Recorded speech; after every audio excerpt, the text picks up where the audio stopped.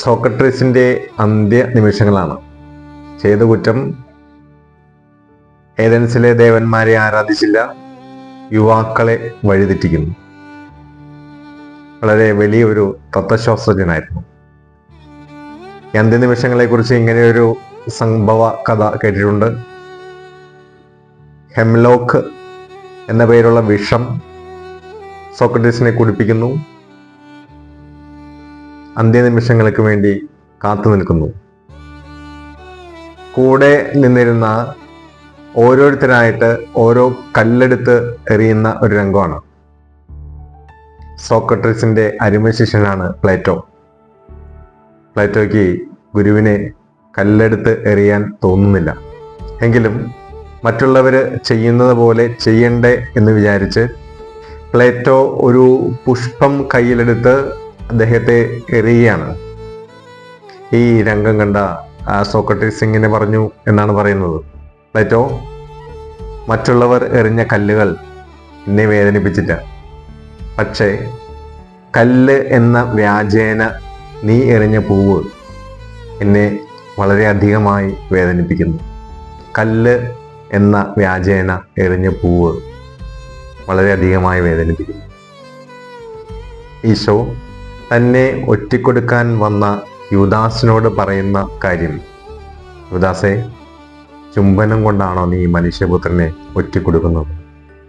വളരെ പരിഭാവനമായി കണ്ടിരുന്ന ഈ ചുംബനം കൊണ്ട് മനുഷ്യപുത്രനെ ഒറ്റിക്കൊടുക്കുന്ന യൂദാസ്. ചിലർക്ക് ഈ ചുംബനം കഷായം കൊടുക്കുന്നത് പോലെയാണ്, കഷായം ഗ്രീഷ്മ. മറ്റു ചിലർക്ക് ഈ ചുംബനം ഒരു ചുറ്റികയുടെ തലയാണ്. കല്ല് എന്ന വ്യാജേന ചില പൂവുകൾ എടുത്ത് ഉപയോഗിക്കുന്നു. ചില ഡയലോഗുകൾ ഇങ്ങനെയാണ്: ഇതെല്ലാം ചെയ്യുന്നത് അമ്മയ്ക്ക് വേണ്ടിയിട്ടല്ലേ, അമ്മയുടെ ലൈഫ് സെറ്റിലാക്കാൻ വേണ്ടിയിട്ടല്ലേ. അനാഥ മന്ദിരത്തിൻ്റെ വാതിൽക്കൽ എത്തുമ്പോൾ അമ്മയോട് മക്കൾ പറയുന്ന ഡയലോഗ്.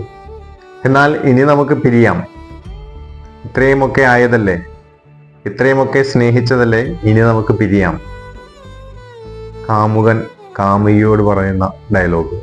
തേൻ ഊറ്റിക്കുടിച്ച് പറന്നകലുന്ന ആ വണ്ടുകളെ പോലെ ഉള്ള ബന്ധങ്ങൾ. പരിശുദ്ധ ബെനഡിക്ട് പാപ്പ ഈ പ്രവർത്തികളെ വിശേഷിപ്പിക്കുന്നത് മെറ്റീരിയൽസ് എന്നാണ്. മനുഷ്യനെ മനുഷ്യനായി കരുതേണ്ടതിന് പകരം മനുഷ്യനെ ഏതെങ്കിലും വസ്തുവായി തരം താഴ്ത്തുന്ന രീതിയാണ്. ഒരു വസ്തുവിൻ്റെ ഉപയോഗം കഴിഞ്ഞ് അത് വലിച്ചെറിയുന്നത് പോലെ ഉപയോഗം കഴിഞ്ഞതിന് ശേഷം ഈ ബന്ധങ്ങളെ വലിച്ചെറിയുന്നു.